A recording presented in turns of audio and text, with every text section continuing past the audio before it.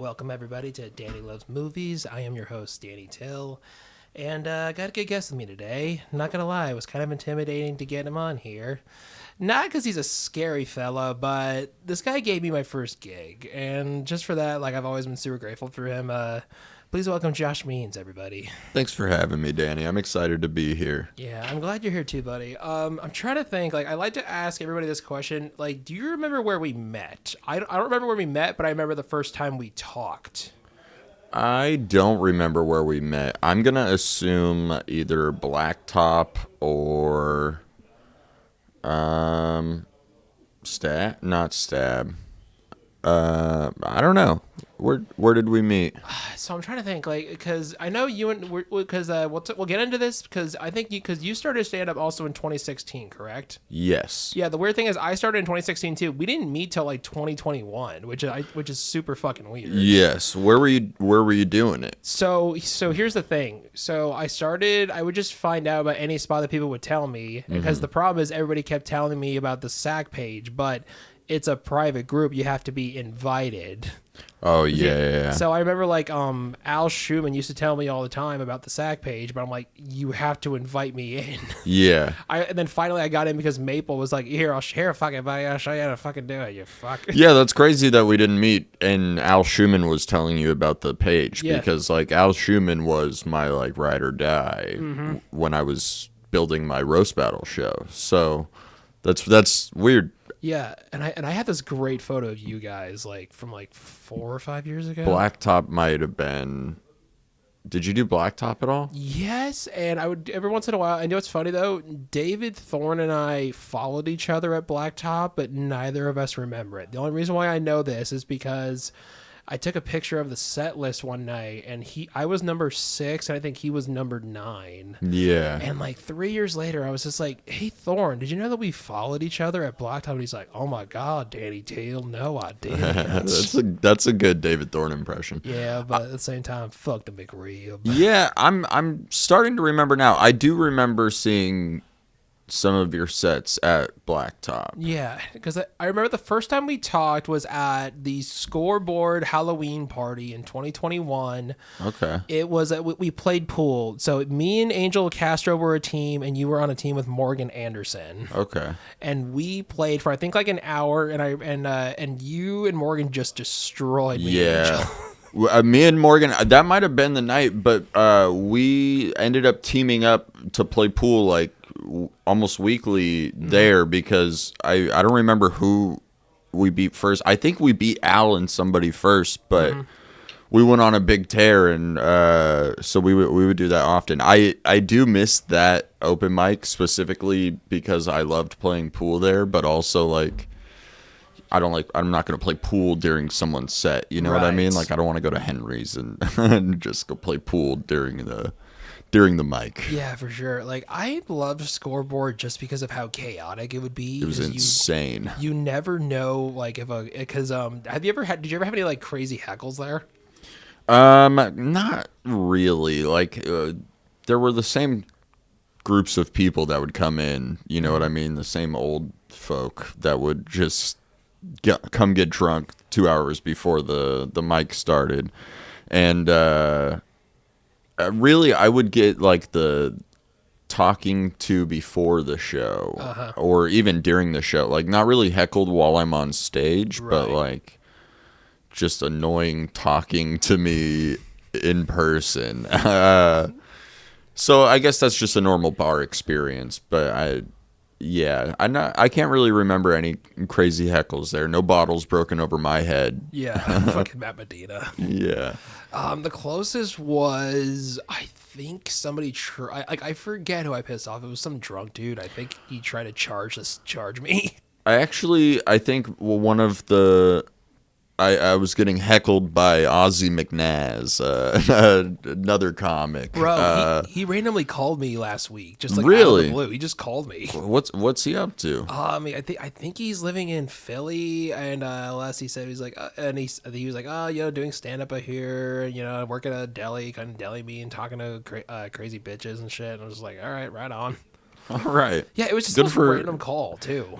Good for him. Yeah, no, I fucking love that guy. Yeah. Did you ever see any of his special that he shot? No. No, I don't think anybody has. Nah. Now the real question is, did he actually shoot it? Yeah, I didn't even know he did a special. Yeah, I remember. But also, I mean, I did a special that I think sucks now. So, I would say I watched some of it, and it's a lot of your hit or miss, that especially with different crowds, they always hit. yeah. I just I feel like I did it too early. You know, that was a divorce response.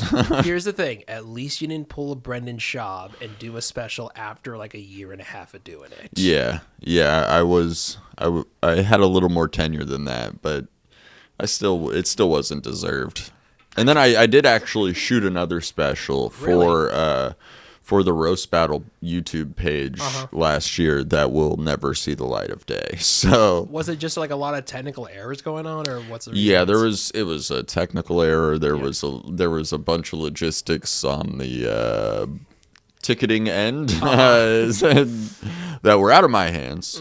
But if they were in my hands, there would have been even more. So it was fine. But yeah, me and Paige Wesley shot back-to-back specials on cool. 420 last year, and it did not go well. So hopefully third time's the charm. You know, that next one we'll get Aussie numbers. I mean, I'm sure you'll have higher numbers than Defunk. Oh man, don't get me started. Every time he posts about his America's Got Talent thing, I'm just like, okay. Yeah, it's like, no, post your dick again, D-Funk. Post what we all want to see. It's so sad that so many of us have seen it.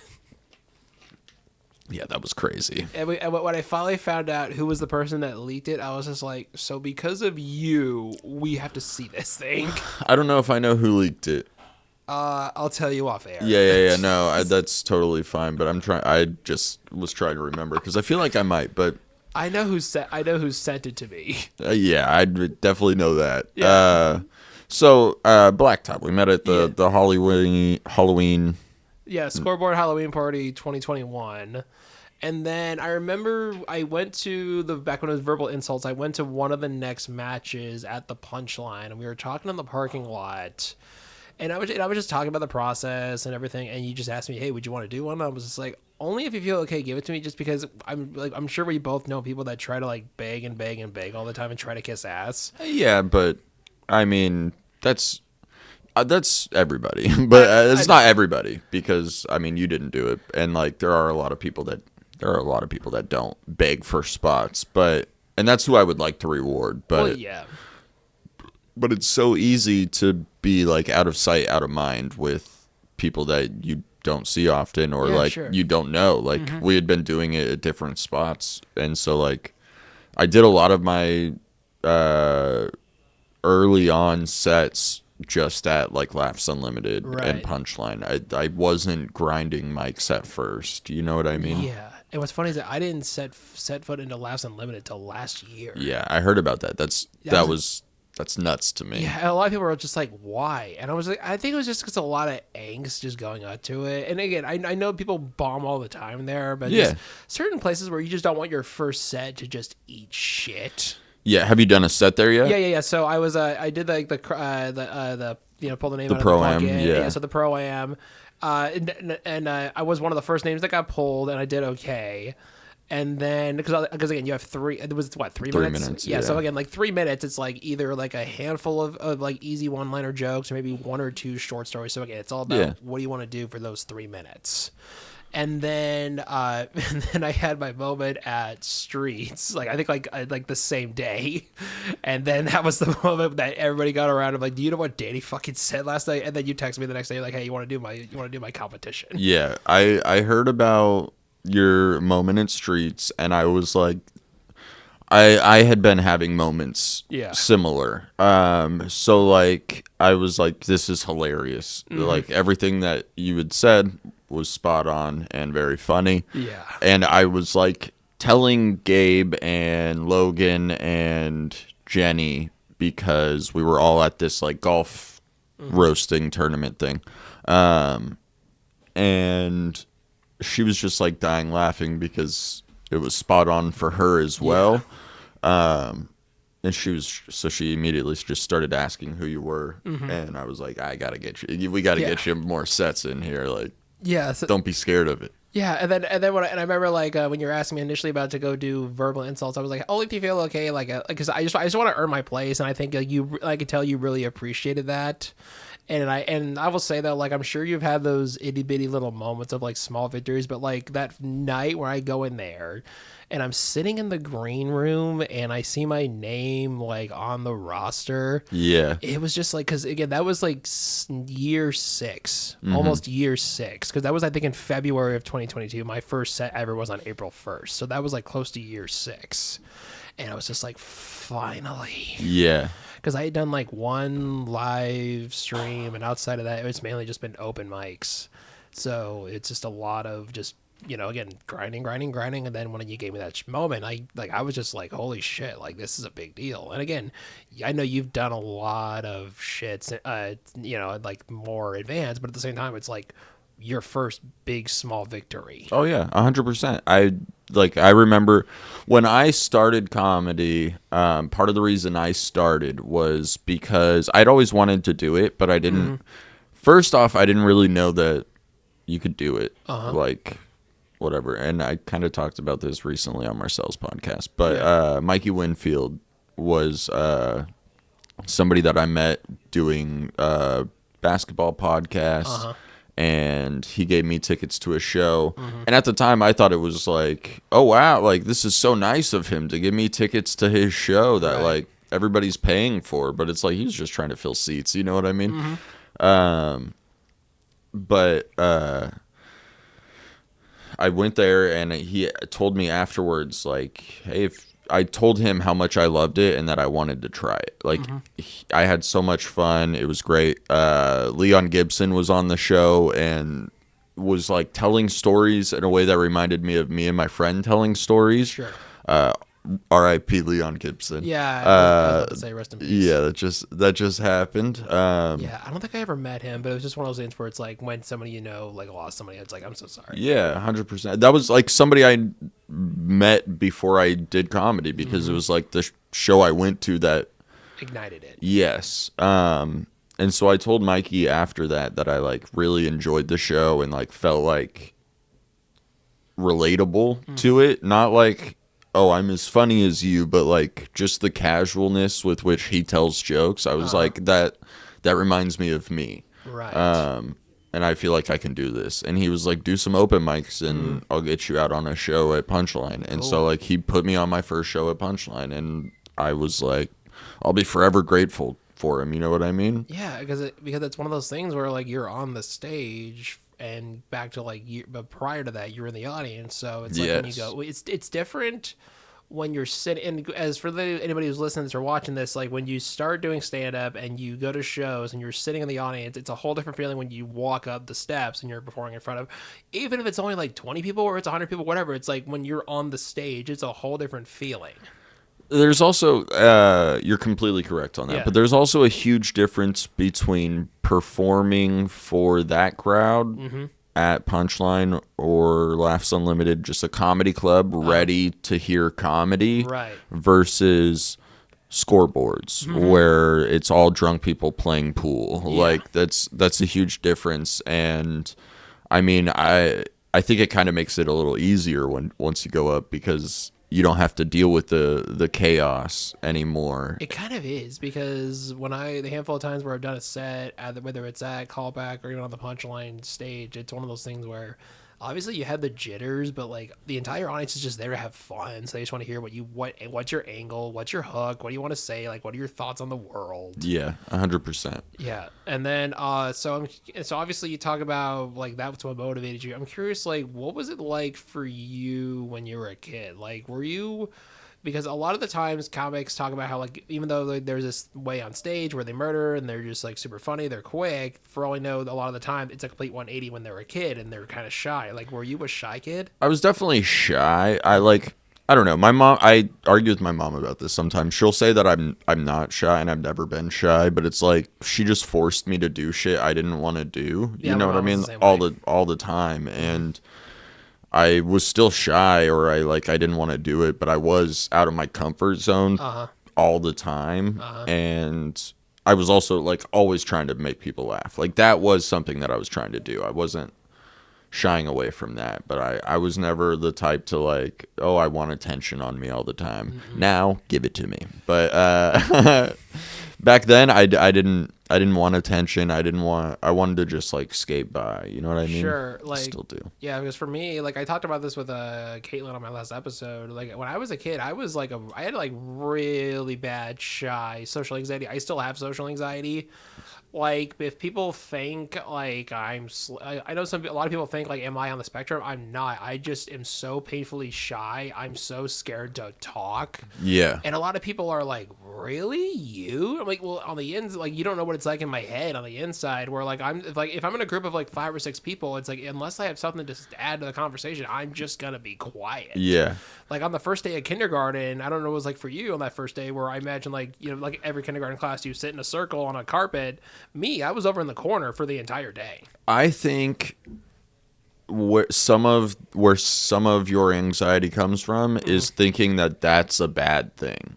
It's not a bad thing to be quiet. Yeah. I wish a lot more people were more quiet more often. You know what I mean? There's a lot, especially in the Sacramento comedy scene, that just like to talk and like love to hear themselves talk. They talk a lot and they fill the silence, which I get it. Silence can be awkward, but like you don't need to fill it just to fill it. And if you don't have anything to say, it's better to be silent. And maybe that's just because that's how I am, but sure.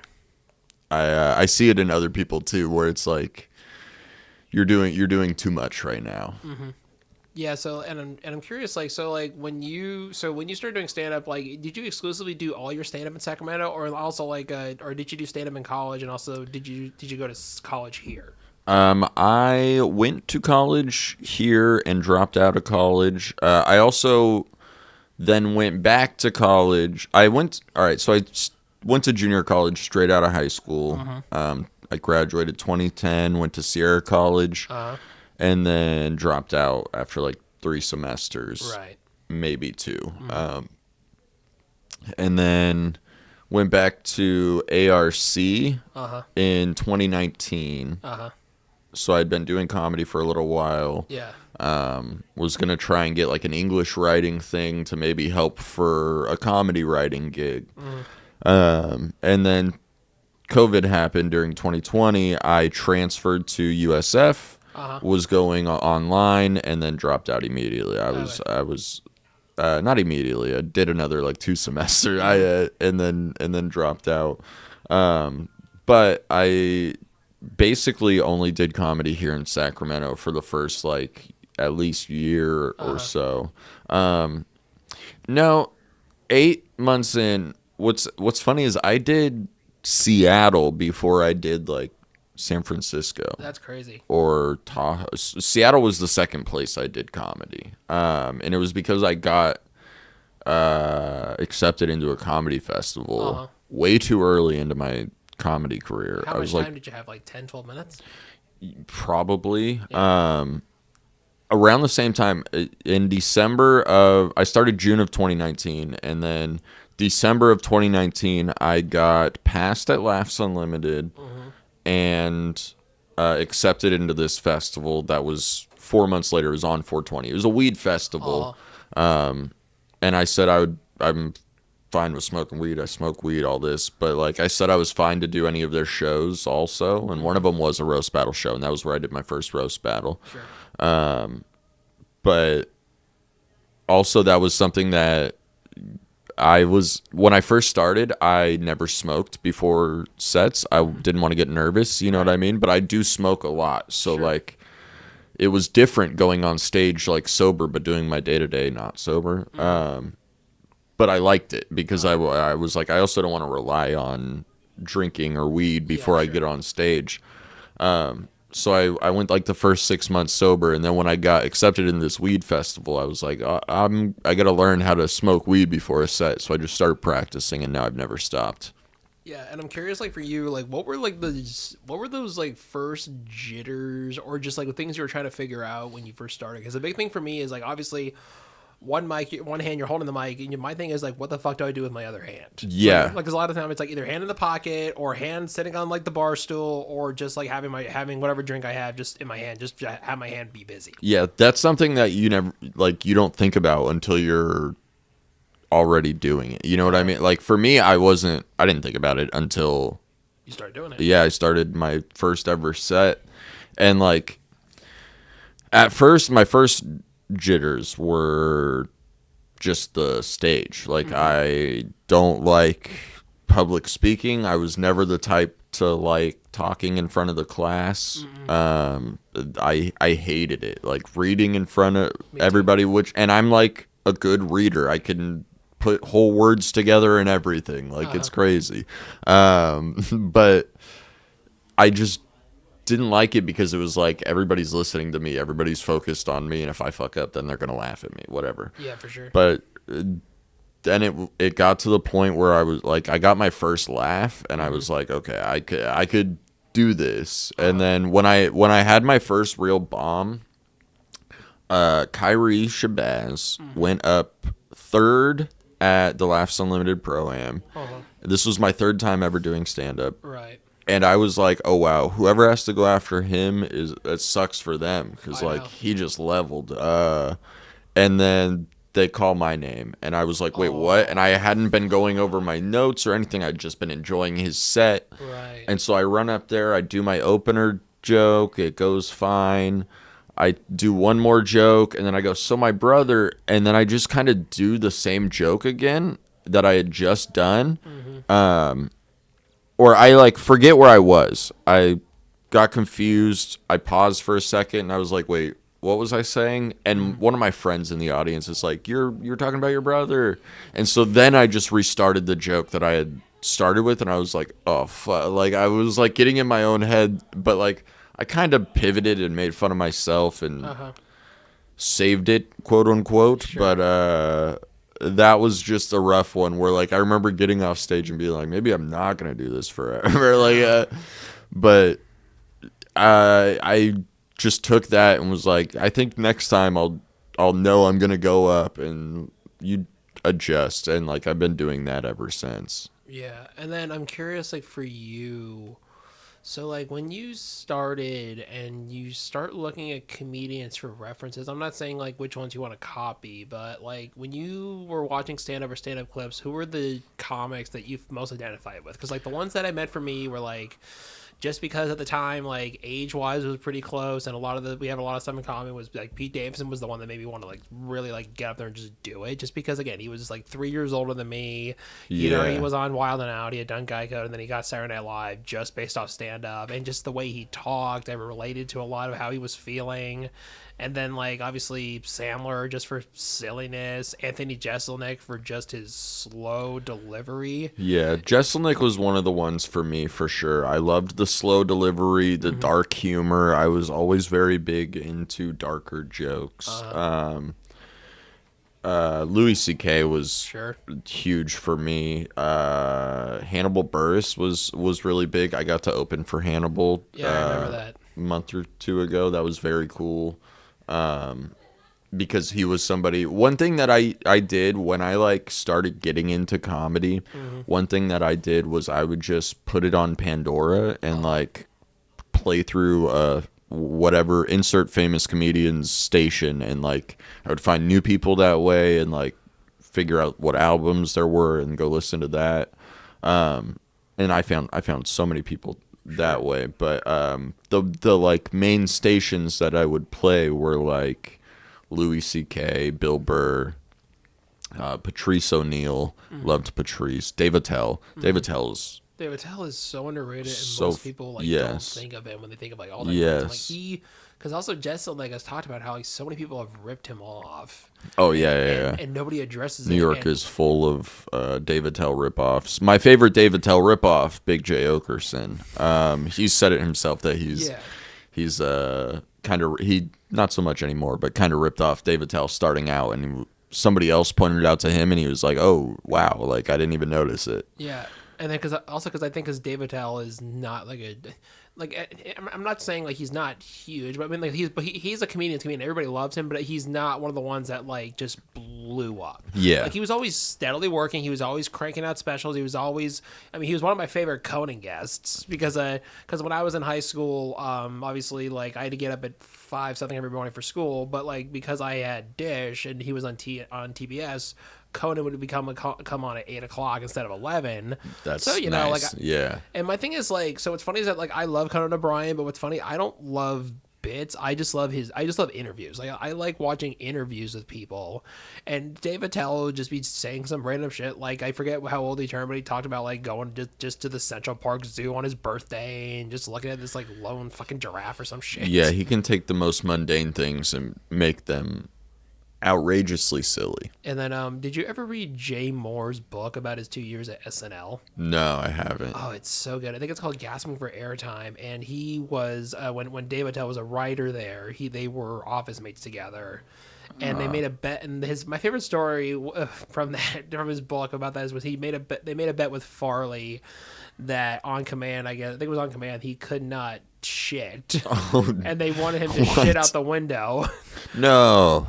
And I guess he was empty, Oh, but they thank God. They were willing to pay him, I think like $100 or something, and he's just like, Could you imagine walking under that window? oh my God. And he's like, give me a minute. And again, he's hanging off the side where his ass is out, and he's straining, trying to get shit out. And then he has shit in his hand, and he chases Jay and Dave through the offices. And then he's trying to like tackle Jay with it. And then Jay, I guess, like ate shit, and then he's like, and Farley's like, oh my God, are you okay? But again, he's still got a hand full of shit turds. Oh, that's gross. That sounds like a Tommy Boy sketch. Oh, for sure. Oh man. And then I'm curious, like for you, like because you've been doing it for so long, you've done so many different stages. What's the biggest stage you've been on? Like, do you? This past November, I did the naked roast in front of 2,000 people against Alexis Fox. That is insane. That was bonkers. Oh, I bet. I got like, I had like not like a panic attack, but I definitely had some like almost a nervous breakdown before night one. Friday night they had the first naked roast, and I was on Sunday night's show. And Friday night it was fully packed, same amount of audience, and I had like great seats for it. I was sitting up on the like second floor, just looking down at the entire audience, and I started like panicking, like this is what's gonna be there on Sunday. And luckily the stage lights were like so bright I couldn't really see past the first row. But the first row was also my wife and Lexi sitting front row. So I just like kept looking at them. That was my biggest stage so far, or biggest audience at least. So mine was just a very random one. I didn't really like do a set. I just got on the stage and got roasted. It was.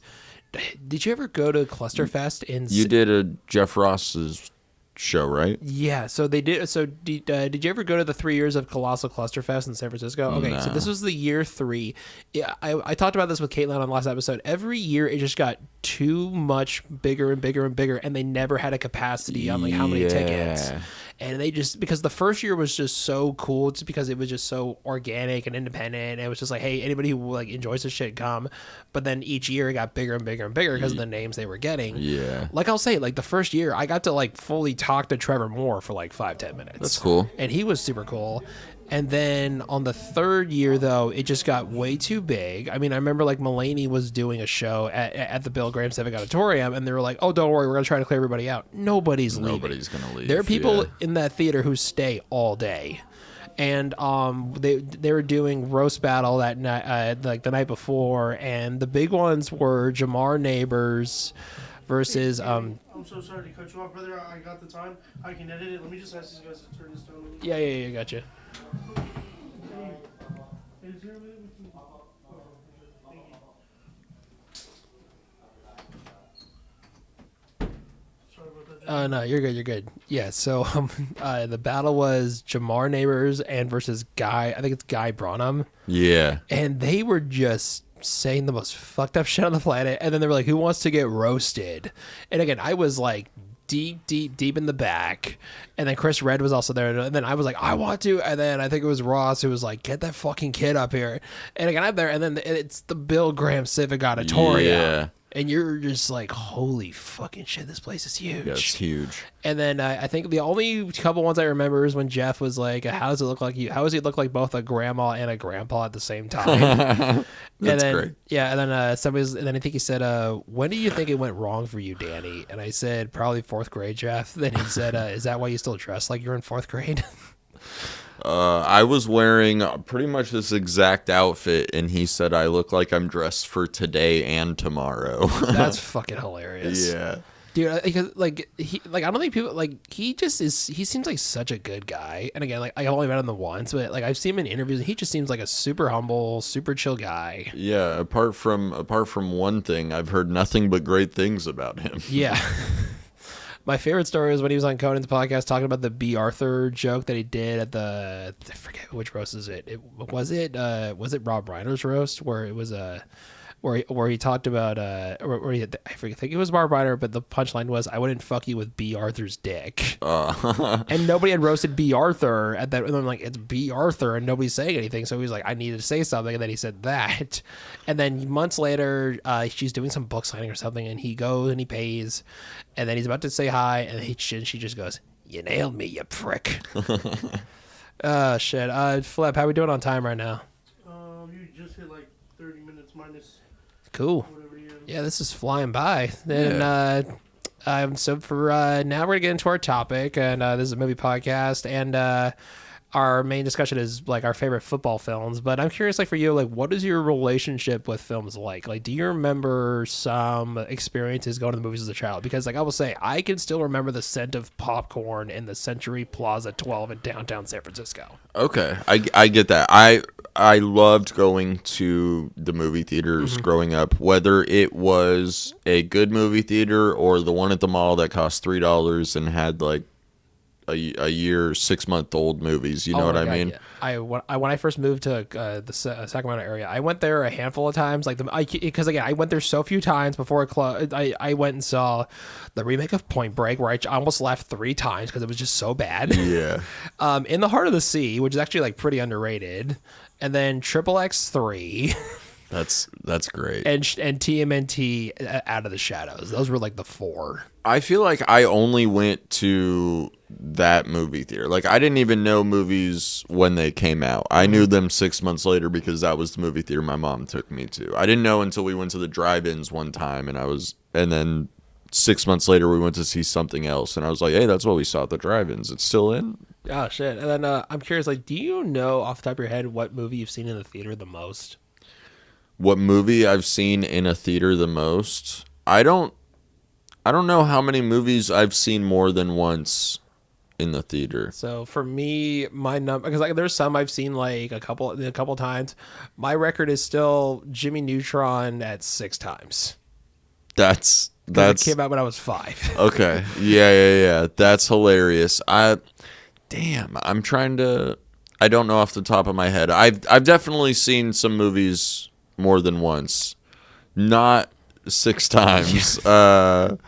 It might have been Jimmy Neutron. I might have seen Jimmy Neutron twice for sure. Yeah. That was a big one. I was so happy when they turned it into a TV show. Dude, the TV show is so good. Yeah, I loved the TV show. Yeah, then I was not 5. Yeah, and my second biggest one was when I saw Jurassic World 5 times.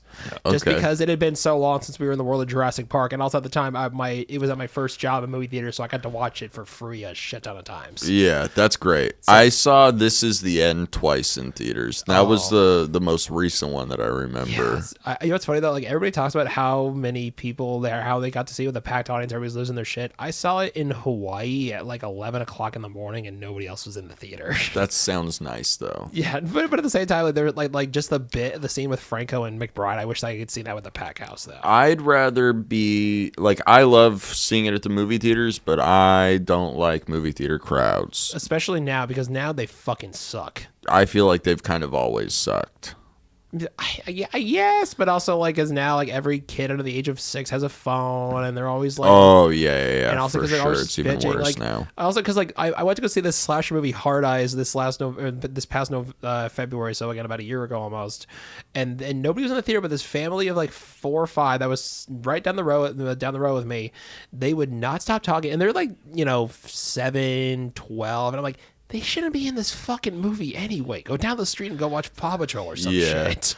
Also, I will say, like, if you don't really care about the movie, seeing a scary movie with a group of hilarious black teenagers behind you is top tier. Oh, yes. I did that with Paranormal Activity 3. I didn't care about the movie at all, and they made it so much more fun than it should have been. Oh yeah, for me that was when I went to go see Bad Boys 4. And again, like I will say Bad Boys 4 is great. Yeah. But like this moment where spoiler alert, when Reggie just murders a bunch of people, this old black lady was just like, "Oh shit, that's my Reggie. Reggie, you do this shit, honey." And I was just like, "Yes, that's exactly that was better what I than want. your David Thorne impression.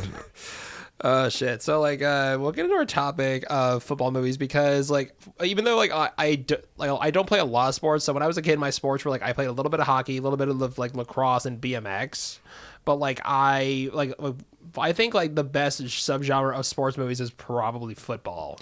I agree. I love basketball. Basketball has always been my sport. Yeah. I did like football a lot more as a kid. I don't really follow as much now. No. Like we just had the Super Bowl on Sunday. Oh, that was a fucking terrible game. Terrible game. I didn't watch much of it, and you didn't need to. But I even if it was a good game, like I wouldn't have been as interested because I'm Right. just not as big into football anymore. But football movies are great. I do also want to say one more thing Go ahead. quickly about movies in general. In my past with movies is just I'm terrible with movies. Like I'll forget actors' names. I'll forget the names of movies. I wasn't a good guest for this podcast. It's all right. One thing that me and my brother-in-law will do is like he'll just randomly be like, "Have you seen this movie?" Because there are a lot of movies that I haven't seen, like classics that I haven't seen, and he'll be like, "We'll add it to the list." Yeah, because I feel like if you were to come to my place and you just look at my shelf, like I have so much random fucking movies. Like, and I have like your general ones, of course, but I have like some deep cut ones. Yeah.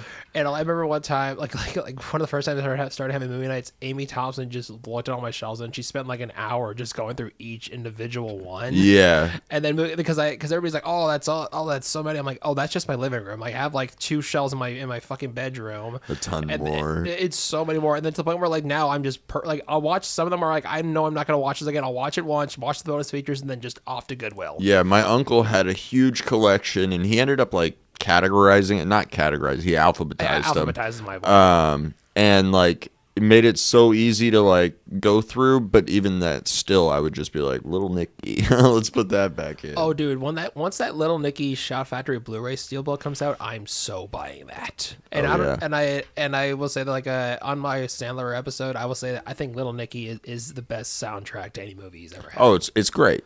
And it's a great one. And one of the craziest music videos I ever saw as a little kid was School of Hard Knocks, where you have a bunch of little like people walking around with like bulldog heads. Yes. Great movie. It's so good. And I'm still bummed I didn't get to meet Dante. He follows me on Instagram though. That was cool. That's cool. Yeah, but so like I'm curious, like so like in regards to like football movies, like what like do you have one where it's like it's your all-time favorite one? I mean, I wish I did do the Adam Sandler episode, and I am gonna sneak one in here. Yeah. Waterboy is great. It's a great football movie. It's great. The Longest Yard, also a great movie. I have seen Adam's Longest Yard way more times than I did the original one. And again, the original one's good, but Adam's movie is just a lot more funny, and the original one is really fucking mean. Like in the opening scene, like he gets really. I mean, like they're both alcoholics and both virgin, but like to the point where like Burt Reynolds just smashes a girl's face into the ground, and it's like concrete and it's like bricks. Yeah. And then whereas just like Adam just locks Courtney Cox in the closet. Yeah. And then could have been worse, Courtney. Yeah. And what's funny though, like about Monica. What's funny about Longest Yard though, like I don't know how well you know like bonus features, but like, I think it's on YouTube. So the movie I think cost like $85 million. I know 10 million of that had to have been towards catering because of how big everybody was, yes. and they're showing the catering trucks and what these cooks are having to cook because again these guys have to eat like they so had many so many calories like a pro day. athletes. Yeah, There, the football players, wrestlers, like these giant people. That probably was a lot of money going into catering. Because they're in I think they were in Santa Fe, so again it was like 110 degrees, and Pete Siegel said was like, if you want these guys to perform in the heat, you want to make sure their bellies are filled and they're happy. And then I forget the name of the guy who plays Swatowski. He was a sumo wrestler in Japan, and at that point he didn't mean nothing but just fucking sushi for a decade. And he just goes to the truck and he's like, I'm getting this, I'm getting this, I'm getting this, I'm getting this. I'm just like, Jesus fucking Christ. Which is why I feel like out of anybody else, Adam probably has the best catering out of any producer on the planet. Yeah, for sure. I would say second best is probably Todd Garner, just because of the type of movies that Todd Garner produces. Yeah. What was your favorite football movie growing up? So I'm wearing the jersey for it, and plus it's my all-time favorite movie. It's certain movies. If people when I say this movie is my all-time favorite, they're like, really? If you watch something at the right time at the right age, it hits for you. Yeah. But again, I watched this movie nonstop when I was a kid to the point where like I don't like to watch it as much because I don't want to get tired of it. So for me, it's Varsity Blues because, like I said, just certain movies hit at the right spot, the right age, and it just has the most 1999 cast on the planet. Give me the pitch for it because Yeah. I feel like I've seen it, but when I was like 8 or 9 so when it came out. It takes place in a fictional Texas town. I lived in Amateur County for grades 6 through 12. Amateur County is basically if Varsity Blues was a real place. It's just so funny that is there a football movie that doesn't take place in Texas? When the Game Stands Tall takes place in the Bay Area at the De La Salle High School, which is a private school that you have to get into, but they give out so many scholarships so kids can go and play. So like basically it's a fictional Texas town. This town like every small town idolizes football. Amateur County idolizes Texas football like nobody's business. And John Voight is this sadistic coach who will do anything he can to make sure he gets his district championships. He doesn't care if his players are doped up on painkillers or they've had multiple concussions. He will make his players play. And in the cast, it's James Van Der Beek. Like right after he was in the beginning stages of Dawson's Creek. He's QB. Yeah, he's he's the first string quarterback or second string quarterback, QB1. And then the main quarterback is Paul Walker. And he gets tackled, and his leg is done, so he has to step up for the final 4 games. Did he get tackled by a big tree? You piece of shit. As somebody that probably is like the second saddest death I've ever experienced is the death of Paul Walker. Just because I grew up loving that guy. So anyway, he gets injured, and then James Van Der Beek has to step up, and then the other players are like Scott Kahn, who was who my mom knows for being on Hawaii 5-0. Okay. And then Ron Lester, who he was in a few movies when he was a little bit heavier. If you remember Good Burger, he was Spatch the fry cook. Yeah. I know exactly. And if you've seen Not Another Teen Movie, he's also in that. In Varsity Blues, he's Billy Bob. In Not Another Teen Movie, he's Reggie Ray. Okay. So then, and it's a great soundtrack. It's Foo Fighters, it's Green Day, and it's a bunch of other bands. And then Allie Larder, who's now blowing up because of that show Landman. This is one of her first big movies that she was in. It's a Taylor Sheridan show on Paramount Plus. Billy Bob Thornton's in it. And then Amy Smart, who plays James Van Der Beek's girlfriend and Paul Walker's sister. That's like one of my earliest crushes on the planet. Yeah. Just and again, she's always looked great, but like she just was like one of my first big crushes that I remembered. And yeah, it came out in January '99. It did okay, and that was at the time where you made so many teen films because they realized, hey, the teens are the number one people that go to the movies. Let's make movies for them. And that was back at the time where you can make a $16 million movie and you get your return over the weekend, and people are fine with that. But now they don't want to do $20 million movies anymore. Yeah. Everything's making as much as they can. Yeah. Fulfilling Netflix deals or whatever, like the different streaming sites deals. I don't like it. I don't like where we're at right now. I don't know. And also because like people ask like, why don't they make movies like they used to? And like it's because DVDs don't matter anymore. Yeah. That's another thing. Because like Nick Swartzen talked about it. Grandma's Boy was made $6 million in the theater and it made $100 million on DVD. Yeah. Like now, and James Gunn has said he bought his first house because of the DVD sales from the first Scooby-Doo. That's crazy. And That's crazy. yes, and then I would say like outside of Varsity Blues, there's some other ones like you got to go Friday Night Lights. Yeah, it was a phenomenal movie. Yeah.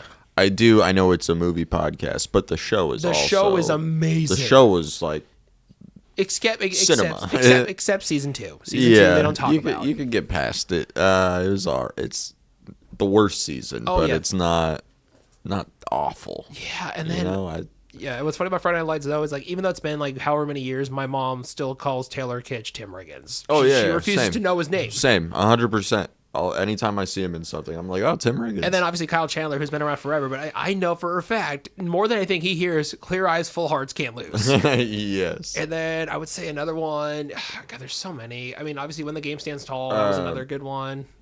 Remember the Titans was a very big one. Yeah, Flip loves Remember the Titans. Yeah, that was huge for me growing up. Like, that was like the football movie growing up. Yeah. Most of the other movies came later, except Waterboy, I guess. Yeah.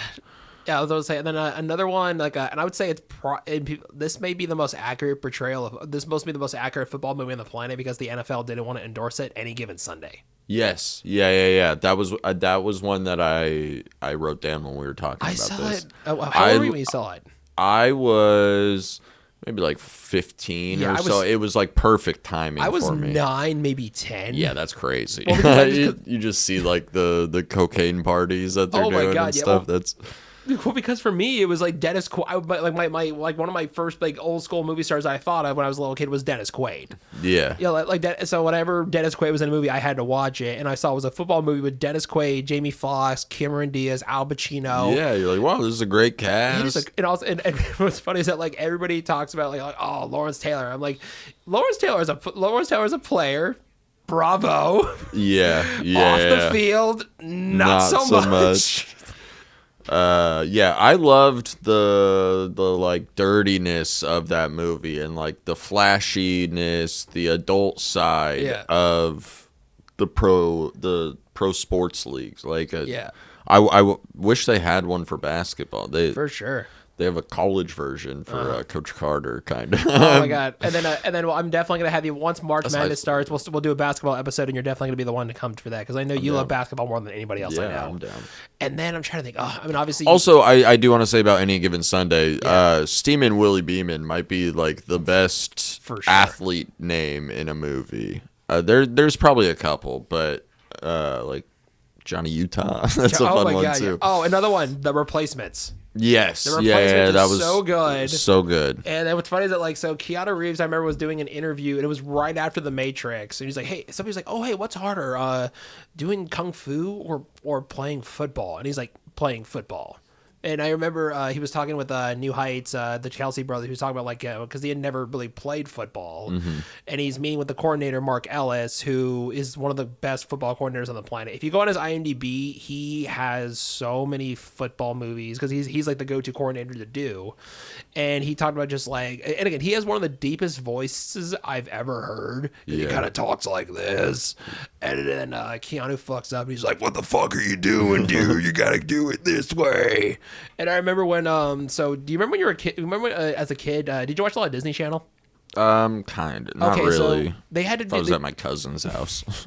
All right, so they did this thing called Disney Channel Movie Surfers, where these kids like did like the junket for the movie that was coming out, and for Invincible with Mark Wahlberg, Mark Ellis ran a mini football camp for all the junketeers, and the kid was doing all the football drills, and then he took his helmet off. He's like, "What are you doing? You're taking your helmet off?" And then the kid's like, "Yeah, I'm just a little hot." He's like, "Hot? You're hot?" And he just has like he's the one where if you go down his list, he was a football coordinator on so many movies. And another one, Gridiron Gang. Oh, Gridiron Gang was top tier for me. I loved The Rock. I loved wrestling. So when The Rock pivoted to acting, I was like, oh, I'm going to love all of his movies, even The Game Plan. The Game Plan was good. It wasn't bad. It was all right. I mean, I haven't seen it since I was 11. Yeah, same. I was very young when I saw it. But I saw it pop up when I was looking, when I Googled list of football movies. Yeah. But Gridiron Gang was so fun. Like that was around the time that I was like trying to play football too, and I was like, yeah, maybe if I ever end up in prison, I could just play football. Yeah. Oh man. I remember saying it's a goddamn 88 for the next like 4 years of my life. Sure. Oh my god! What's funny is everybody was like, when I was a kid, like they always like wanted me to play. And again, I did initially when I did the early stages of PE where you do the preseason workout and everything, but I tackled a tackling dummy so hard that my spine just felt like it got kicked really hard. Oh no! So I was just out for the rest of the season. And then I got like, like where I'm at now. And then everybody's just like, why didn't you play football? I was when in high school. I'm like, because I know a tackle from me, you are walking off on crutches. Yeah. Like, because I think people underestimate, like, because they just think, oh, Danny, like super goofy, he's just a big dum dum. But it's like, I will fuck you up. Because and again, super big, super scrawny, super like just, but also like, I remember one time I was doing, going to town on his punching bag at the gym, and I pulled a Jet Li and Unleashed where I kick and punch at the same time to the point where like the sand was coming out of the side. Jesus. And then the guy I was just so embarrassed, and the guy came over and started patching. He's like, oh my God, I'm so sorry. And he's just like, you're fine. Just Jesus fucking Christ, dude. How angry are you? Yeah. Don't take it out on our bags. No. What was your thoughts on Rudy? Oh, so here's the thing. Everybody talks about I know you probably love Hoosiers. Yeah. I mean, it wasn't really a big one for me. Oh, okay. Like, The reason why I say this because the director of Rudy directed Hoosiers. Okay. And everybody goes know that. Hoosiers. I love Rudy. And listen, I know it has its inaccuracies and everything. And again, fully, but like, it's just that moment where he tackles the dude during the game. You're just like, that was like, yes, go, go, go. Yeah. Because this is just, you just see all of the shit that he goes through with his family, his girlfriend, his dad, his buddy dying in a fire. He's going through all these things. So it's like when he's tackling that dude, he is just giving everything. And that's why your eyes where you can't help but just be like, yes. And another one, Little Giants. Oh yeah, Little Giants. Little Giants was so good, and I felt so bad for them because a lot of the actors talked about how Little Giants is the one where he's got like the glue on his gloves, right? And he claps his hands. And he's like, ah. And then because that movie, the actors talked about how like when they were kids, they're hyping up as the next Mighty Ducks. Yeah. But they got moved up so quick and released, they missed out on the McDonald's Happy Meal toys. Ooh. And they were shooting the movie like weeks before the movie came out. They were doing final touches like that close. Those McDonald's Happy Meal toys were so big. We would make our parents go over and over because we wanted to collect all the toys. Yeah. Oh man, hey Flip. Just out of curiosity, do you have any favorite football movies you got besides like Remember the Titans? Honestly, no. Gridiron Gang was amazing. Yeah. You had me hella weak. You said just a goddamn 88. Man, I thought that was amazing. I know it's not necessarily like super football related, it's more on the backstory of the guy, but Radio. Oh yeah. Okay. Radio, I wanted to like Radio so bad, but the Carmichael show ruined Rudy for me, where they pointed out how stupid it is. Yeah. And I know it's based on a true story, but it's kind of like it was Rudy. When you were watching Rudy and he tackled the guy, were you like visualizing the tackling dummy that you tackled? You know what's worse than that? Like it's like because I could tell Cuba Gooding Jr. put fake teeth in for that movie. Just the way he was eating a hamburger and stuffing on a soda, I was just like, oh, you're overacting this so hard. Yeah. He was overacting to the point where I wish I could see Seth Rogen's audition for Geely. Have you seen Geely, the Jennifer Lopez Ben Affleck movie that bombed? I don't think I have. So they have to kidnap this mentally handicapped guy. Okay. And Seth Rogen talks about how he's so glad this tape is not out there because he thinks he doesn't remember that well, but he thinks I may or may not have brought in a helmet. Yeah, you got to do what you got to do to get the gig. He didn't get it. It was played by Justin Bartha, who was in the Hangover movies and National Treasure, but it's just so over the top. And then let's see, I'm trying to think of another one. Oh, and then that's one that I know. Like I know Duke loves a lot, and then Tyler Cantu loves a lot. Did you ever see The Program with James Caan? I don't think I have. So it's about college football players and all the craziness they can get into through just steroids and debauchery and all this shit. Sorry to pivot. Yeah. Did you ever see that dumb draft movie, Draft Day? Draft Day, yeah. That was dog shit. I didn't remember mind it. I remember watching it thinking that I was gonna like it, and maybe I didn't even watch the whole thing. I do think I came in like halfway through, but I just remember being like, "What is I?" There were a couple people where the acting was just so bad, and it was like they didn't know anything about sports, and it's like, why are you in a sports movie? I mean, it's cool they got it's cool they got like the actual football NFL figures. Yes. Like if you have a movie about NFL or anything like that, you have to have Rich Eisen in it. Yeah. And it was funny. I don't know jack shit about football, but I love watching his show. I watch clips from his show every day. Okay. Because he's just good at interviewing, and everybody's just chill and like. Yeah. So it's like I don't know a lot about sports, but I like watching people talk about sports. But also, like, if you're more into the interviews, he's not like going over stats specifically, like or something like that. Yeah. So like if a guest knows football, he'll talk about football. But for the most part, he'll just ask about whatever. Yeah. And that's what makes it really cool. And also like I forget what I think I responded to something on Twitter and he responded back. So again, like for that, it's like that's cool. And then Flip, like how are we doing on time? We're at like around like 50-ish minutes, right? Yeah, you have about 6 minutes left. All right. So and our final wrap-ups, honestly, like this might be like each episode gets smoother and smoother and smoother, and I noticed like a lot of interviews, like I was talking just a little too fast, and I think like this is probably the most like just slow paced I have ever been. Nice. Maybe I don't know, maybe it's just because it's you, and I just didn't want to fuck it up. No, you're good. And again, because what's funny is like I remember like when so many comics started and they were like, "Oh, I'm so terrified of Josh." I'm like, "What the fuck are you terrified of Josh for?" Yeah, Marcel said that too. He was like, I was nervous you were intimidating, and I was like, why? How? I feel like I'm like the least intimidating person. Well, yeah, but I think also just because again I've known you for a while, so whenever we talk, it's like, hey, how you doing? How are the kids? How are you doing? But again, maybe it's just because again because I think also whenever we do talk, we don't talk jokes. We just talk like, hey, how you doing? Yeah, like, what's life doing? Blah blah blah blah. We're not talking work. No. And again, there's nothing wrong with it, but just like I think also because like by the time you and I talk, we're just like bit it out. And we just want to be like, how you doing? Yeah, but also that there's a lot of comics where it's like they don't care. They just want to do their own thing and whatever, and talk comedy, get advice on comedy or whatever. I would much rather just chill, talk, have a normal conversation. Yeah, it's kind of like whenever there's like a show, my favorite part is like when we're all just chilling outside or or a lot of the times, like especially like after a show or whatever, a bunch of people are like, hey, like who wants to go get a bite to eat? Like we'll get a bite to eat and talk. Like I remember after like the rap battle, so I started talking to Frack's buddy Manny because Manny and I were both from San Bruno, so we were just talking San Bruno shit. And then he was like, "Oh, hey, do you know Frack?" And I'm like, "No, I don't." And I got to meet him because again, it's like you've probably experienced this too as you've gotten bigger, like more and more and more shit. The people who you watch on TV, it's kind of weird you're talking to them.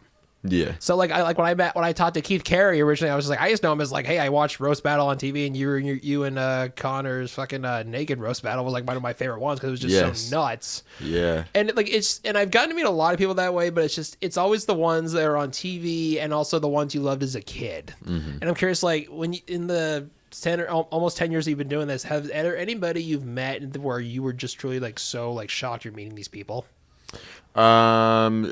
David Spade. No fucking way. It was very quickly. Oh, okay. But like he was just walking into the comedy store while I was hanging out with Steve Fury and Saul. Steve Fury was like he was like parking cars at the comedy store, and so we were just hanging out with him as people were coming up and like giving him their keys. And he just like said hi really quick, and I was like, what? Yeah. What? So you know what's cool though? I wrote David Spade a fan letter just when I was like 18 or 19. I started writing a lot of SNL cast members their fan mail address. Mm-hmm. I got a autographed headshot in the mail like a year and a half later. That's awesome. And I have it framed, and it just because I don't know what your thoughts on this, but like in terms of like the Happy Madison era of like comics, I would say that Rock is probably the best comedian, but I think David's the fastest. I think he is just like boom boom boom boom boom boom boom. Yeah, for sure. And I think a better comedic actor as well. And what's funny? I wish he would do more dramas because I forget the name of the movie, but he's in a Paul Schrader movie where he's acting opposite Willem Dafoe and he's just doing blow, and it's like a 4-minute scene. I'm like, this is a 4-minute scene, but he's phenomenal in this. Yeah. And while we're on the subject, what is your favorite David Spade movie? Rattle a couple off because right now, Okay, got it. I mean, Joe Dirt might be number one. So but Tommy Boy, Black Sheep, Joe Dirt, Dickie Roberts. Dickie Roberts is the one that keeps popping into my head because I literally just watched it. I rewatched it recently. It's still my favorite. And also, you know what's crazy? Guess what turns 20 in April? What? Benchwarmers. Ooh, wow, that made me feel old. How do you think I feel? Did that?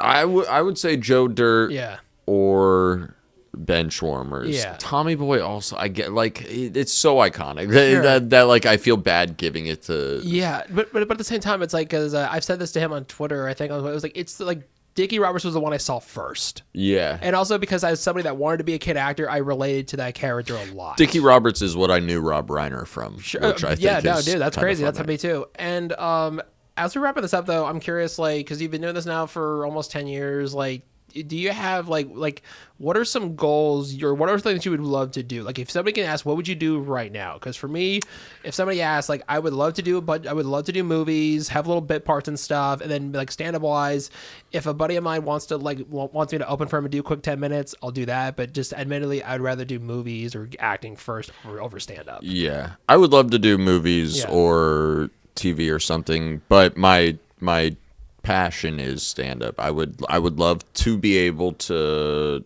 do a headlining tour. Sure, for sure. And like sell enough of tickets to make it worthwhile. Yeah. Doesn't have to sell out everywhere, Yeah. but Because for me, I tell people about this. One thing I wish, if this one day does happen, like it's after we bunch of us, because again, like you remember the ones who you kind of start off with a little bit, and like years later, it's like, again, I've done well, you've done well. Like let's just say, like, you know, I don't know, Lexi's done well, and whoever these people.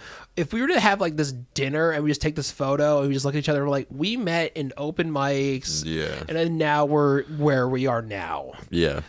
Or somebody asked, like, what would be your dream project to do? I would just love to do like a tiny, like $1 or $2 million movie with a bunch of you guys Oh, shooting yeah, 20 100%. days and have that photo of the red carpet. Like, we all met during open mics and now we're doing this. Yeah, I've tried writing a couple small films that Yeah. are basically just utilizing Sacramento comedians as Whereas- actors. Like, Well, whereas me, I'm trying to write a movie that's basically 48 hours meets Swordfish. okay.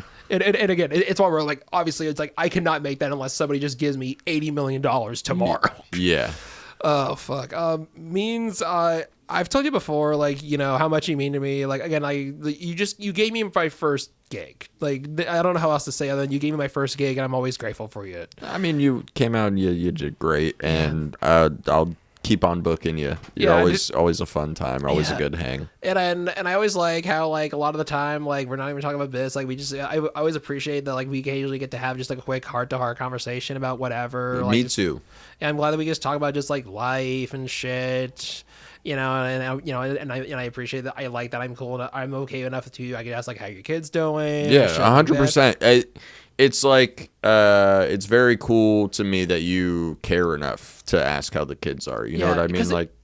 Because the reason why I say that is because, like, and again, they can be like the smallest thing. I like to check in on people every once in a while about the most random shit, just because, like, and again, like, you never know how, like, even the smallest difference can make it. But just somebody just think, how are you doing? Yeah, no, I want to say that you don't know the like impact you had when you gave me the gift last year. I don't Yeah. even remember when it was. It was like before Christmas. Yeah, it was in the summer, and that was just one of those things where I was just like, because you know, without Yeah, like, it was right when I took the boys back after summer break. You gave me this beautiful mug with a picture Yeah. of me and all my kids. And Yeah, it was- because I figure, like, hey, like, even if you can't be with your kids all the time, you could always have them on the road on a thermos. yeah. And because my final question to you is, like, what are the best thing, like, what are some of the wonderful things that stand up has brought you? Because you could say all these things, but I think, like,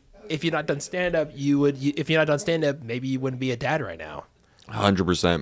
My stand-up career brought me a ex-wife that brought me 2 kids and a current wife that brought me currently 1 kid. So I truly don't know where I would be without stand-up. I owe so much to all the people that have booked me and like allowed me to keep doing this and like meet the people that I've met. apart from like take my kids and wife out of it, I've Yeah. met some of my best friends and like people that I do consider family Yeah. now out of just doing these dumb jokes. So like it's crazy what comedy can do to bring people together. Yeah, and for me, like as a lonely kid, like because I didn't have a lot of friends, like I said this on like the last episode, like I watched the American Pie movies constantly just because as somebody who was a lonely kid, every time I would watch one, it felt like watching old friends. Yeah. And I just when I started doing stand up, I was a very lonely kid, a very shy, and I will say like I am more so like if I had not done stand up, I don't know mentally how I would be doing right now. I could be more and more isolated and mentally just like secluded. 1,000%. And I just think like, you know, like had I not, like I just think all the people I would not have met. And again, that's like hundreds of people over these last, God, it's crazy how in April it's going to be 10 years. Yeah. God, Yeah, it'll be and- 10 in June for me. Yeah. And as we're wrapping this up, I just want to say, man, I love you, man. You're such I a love good you guy. too, Danny. You're such a good guy. Thanks for having me. And Flip, thank you for letting us do this tonight. And if you like the episode, leave a comment. Don't be like the Bijan episode where somebody just says, "What a terrible podcast." Because if you're gonna say that, like, what is it? Like, is it just in general, or is it the Give us three- actual critiques. is it the 3 minutes where we talk about why it is that molesting a fat kid is worse than molesting a regular kid? Yeah, that's the best content you probably had all week. Yeah. When I made this one video, and it just said microphones should cost more. I was just like, Yeah. what the fuck? dude? People will complain about everything. Roast battle clips. They if it's not one thing, it's the other. I can't read the comments anymore. So Yeah, for sure. Yeah, this has been fun. yeah, no, thanks for having me, Yeah, Danny. thank you very much, everybody. Have a good night.